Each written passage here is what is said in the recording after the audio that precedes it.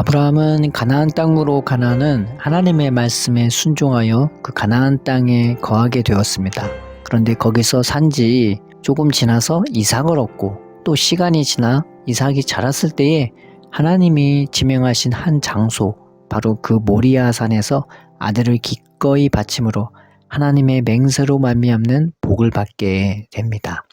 야곱의 자손 이스라엘 역시 애굽에서 부름받아 약속의 땅 가나안으로 가는데 요단강, 즉 가나안 땅 들어가기 직전 이제는 그들이 하나님께서 자기 이름을 두기 위해 어떤 한 지점을 택하시고 이스라엘은 그곳에서 예배드리게 될 것을 말씀해 주셨습니다.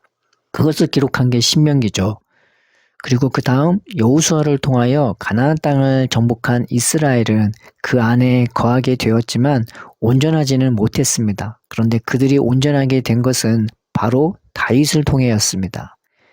그 다윗이 시온, 곧 다윗의 성에서 예배처를 정한 다음부터 그곳이 바로 하나님이 신명기를 통해 말씀하신 주님의 이름을 두는 택한 곳이 되어서 그곳을 중심으로 그들은 예배드리게 되었습니다. 이 아브라함과 이스라엘과 다윗을 통해서 지명하신 곳이 바로 사랑의 충만한 자리, 십자가의 자리가 되는 것입니다. 우리의 신앙생활의 중심은 십자가입니다. 십자가가 뭡니까? 모진 고난 속에서도 예수님의 마음에는 어떤 원한도, 분노도, 욕도, 저주도 눈꼽만치 없었습니다. 그 고난 속에서도 예수님의 마음에는 우리를 향한 긍휼과 사랑밖에 없었습니다. 그러기에 그 고난 가운데서도 우리를 용서를 빌며 우리를 위한 기도와 간구로 자신의 모든 에너지와 그 피를 아낌없이 쏟아부으신 자리가 바로 십자가입니다. 그곳은 순결하고 순전하며 오로지 우리를 향한 하나님의 사랑으로 가득한 곳입니다. 우리도 이렇게 살게 되길 소원하는 것입니다. 삶의 어떤 곳에도 매이지 않고 오직 하나님의 사랑과 은혜에 매여서 우리도 그렇게 은혜와 성령이 충만한 가운데 예수님처럼 한 영혼을 위하여 자신을 다 쏟아붓는 인생을 살고 싶어 하는 것입니다. 그래서 십자가를 발견한 사람들은 십자가의 은혜가 자기 삶의 근간이 되고 또 자기 삶의 목적이 됩니다. 그러한 주님의 사랑을 받고 살아가면서 또한 우리도 그렇게 살게 되길 소원하게 되는 거죠. 이 충만한 사랑의 자리, 곧 모든 것을 참고 이기면서 자신의 전부를 내어주는 삶의 자리가 우리 삶의 목적이 되는 것입니다. 그런데 우리가 명심해야 할 것은 믿음도 자라나는 것이고 사랑도 자라난다는 것입니다. 사랑하는 것도 자라나는 것입니다. 내가 사랑하면 할수록 은혜를 받고 믿음이 자랄수록 사랑의 폭도, 이해력도, 감화력도 여러 넓이와 깊이와 높이 면에서 성숙해진다는 것이죠. 그저 사랑하는 말보다 어떻게 보면 매목적인 것은 없을 것입니다. 그런데 예수님은 그저 사랑하라고 하시지 않았습니다. 내가 너희를 사랑한 것처럼 사랑하라고 하셨습니다. 주님이 어떻게 우리를 사랑하셨습니까?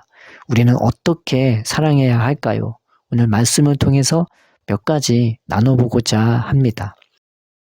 첫째는 눈으로 사랑하라는 것입니다. 주님의 눈은 언제나 목자 없는 양 같은 백성들을 긍휼히 보셨습니다. 그 긍휼에서 나오는 예수님의 눈은 언제나 그들을 향한 애절함으로 나타났습니다.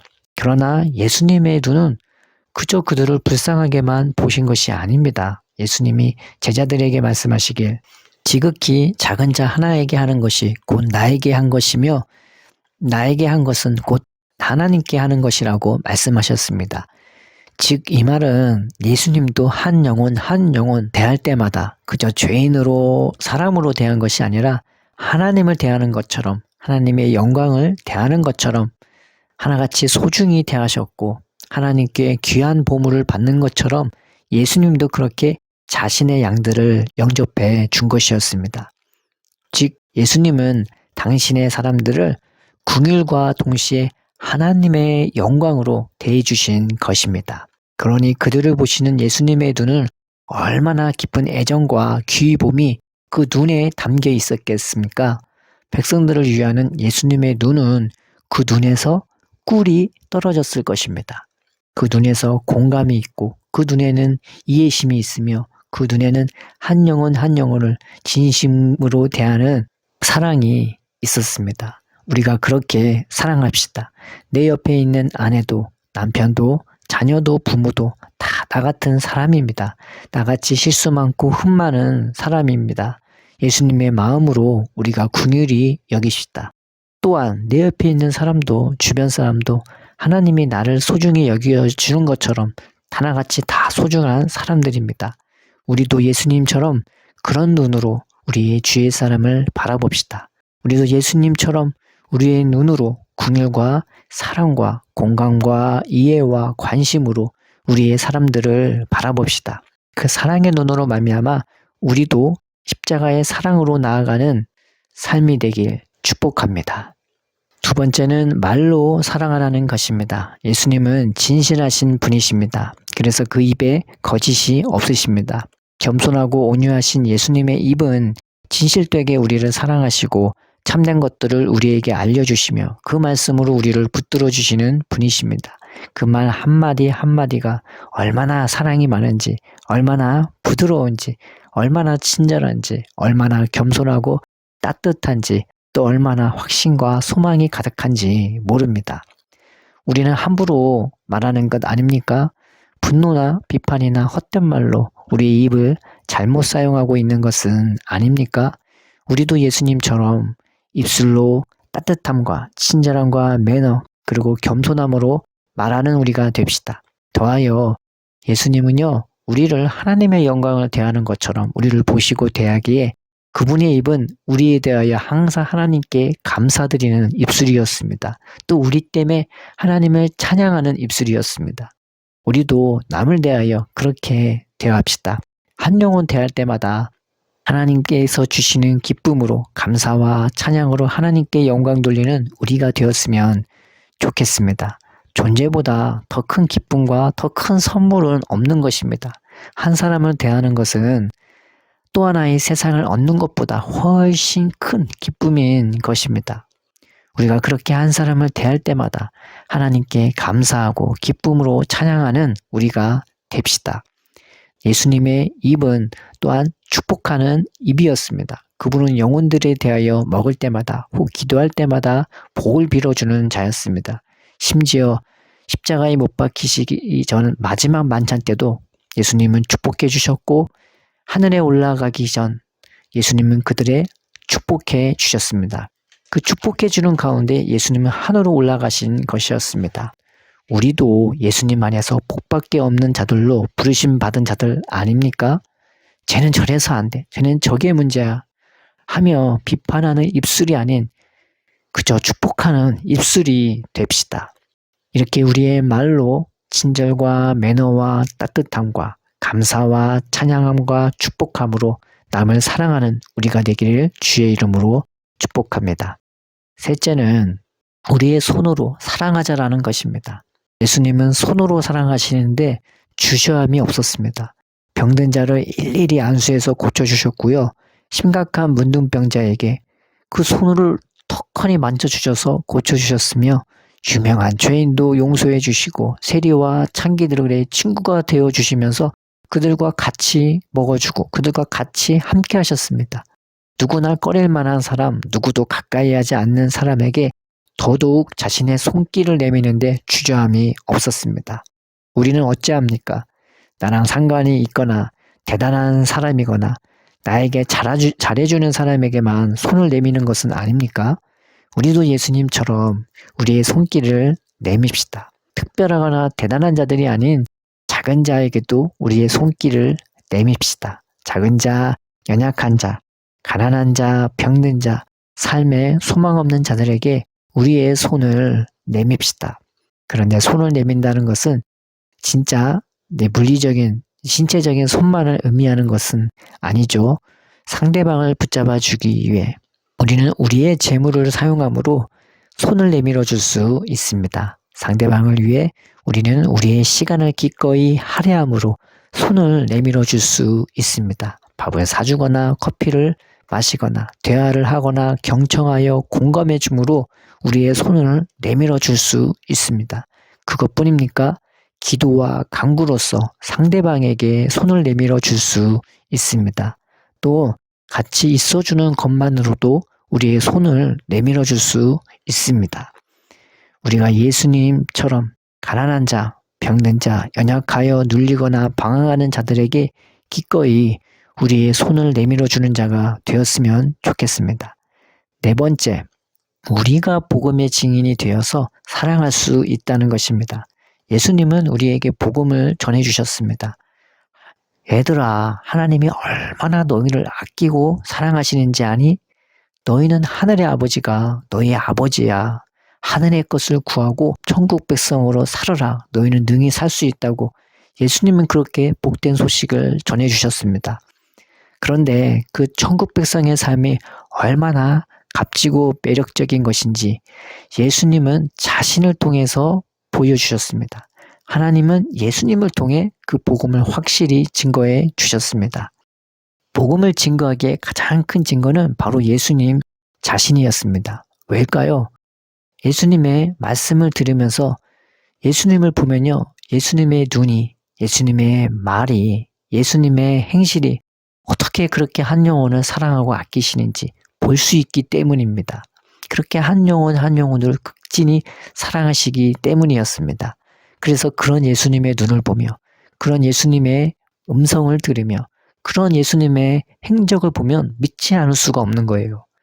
표적과 기적은 두 번째 치더라도 예수님을 가까이 하면 할수록 그 예수님의 그 자체에서 나오는 은혜와 사랑이 그들을 충만하게 만들어줘서 그들에게 기꺼이 복음을 받아들이고 믿을 수 있게 되었던 것입니다. 복음의 가장 큰 증거물은 단순히 교리적인 말씀을 증거하는 것은 아니죠. 물론 그것도 하나님이 쓰시지만 단지 복음의 증인이 안 되고 복음만 증거하는 자라면 얼마나 슬프겠습니까? 그러나 하나님은 우리를 예수님처럼 복음의 증인으로 세워주시기를 원하십니다. 사랑받는 자로 세워주기를 원하십니다. 사랑하는 자로 세워주기를 원하십니다. 언제 복음이 가장 복음이 되겠습니까? 우리의 눈과 입과 행실이 예수님을 보여줄 때가 아니겠습니까? 제가 예수를 믿더니 눈빛이 변했네. 야, 네가 얼굴이 변했다. 야, 네가 안 하던 말들을 하네. 야, 네가 좀 바뀌었어. 참된 은혜는요, 우리를 분명히 변화시킵니다. 변화가 없습니까? 그저 생활의 안락함에 매여 살고 있지는 않나요? 그것도 하나님이 주신 복이라고 할 수 있지만 그것은 가축들도 누릴 수 있는 것 아닙니까? 예수님이 주신 사랑과 은혜와 복은 우리의 상상을 초월하는 이 세상에 속한 것도 아닌 이 세상이 줄 수 있는 것도 아닌 이 세상의 모든 걸 다 주어도 누리지 못할 하늘로부터 오는 참된 사랑과 생명과 영광입니다. 그러기에 이 사랑과 생명과 영광을 누리면 우리 자신이 변화되어 우리가 참된 복음의 증인이 될 수밖에 없습니다. 주님이 그렇게 아낌없이 우리에게 은혜를 베풀어 주시고 사랑해 주시고 함께 해 주시고 우리를 봐주시고 말해 주시고 붙잡아 주시기 때문입니다. 그래서 우리의 눈도 덩달아 예수님의 눈처럼 바뀔 수밖에 없고 말하는 것도 예수님의 음성과 말투로 바뀔 수밖에 없고 삶의 방식도 예수님의 행적으로 바뀔 수밖에 없습니다. 그것밖에 없기 때문입니다. 우리가 복음의 참된 증인이 됩시다. 그래서 한 영혼 한 영혼들을 이렇게 눈으로, 입으로, 손으로 사랑하는 복음의 증인이 됩시다. 이번 일주일도 우리가 이렇게 사랑해 봅시다. 그래서 하루하루 우리의 자신을 허비하며 또 하루하루 하나님으로 채워지는 우리가 됩시다. 이렇게 눈으로, 입으로, 손으로 우리가 사랑할 때에 하나님은 우리 안에 또 우리의 눈과 입과 손에 더 충만한 사랑과 은혜를 부어주실 것입니다. 사랑합시다. 마음껏 사랑합시다. 천국 가면요, 사랑하지 않은 것을 후회할 것입니다. 사랑했다 해도 부족한데 사랑 안 한 것은 얼마나 가슴을 치며 통곡하며 후회하겠습니까? 우리가 하루하루 사랑함으로 십자가를 향해 자라갑시다. 그러기 위해 나를 십자가의 사랑으로 사랑해 주시는 우리 아버지와 아들과 성령의 위로와 격려로 살아가고 눈으로 입으로 행함으로 사랑하는 우리가 됩시다. 사랑하는 하나님 아버지, 우리가 복음의 참된 증인이 되기를 원합니다. 우리의 마음에 주만 계셔 주시고 그것으로 말미암아 우리의 눈과 입과 우리의 모든 삶의 행적들이 주님의 기쁨 될 수 있도록 마음껏 사랑케 하여 주시옵소서. 예수님의 이름으로 기도드립니다. 아멘.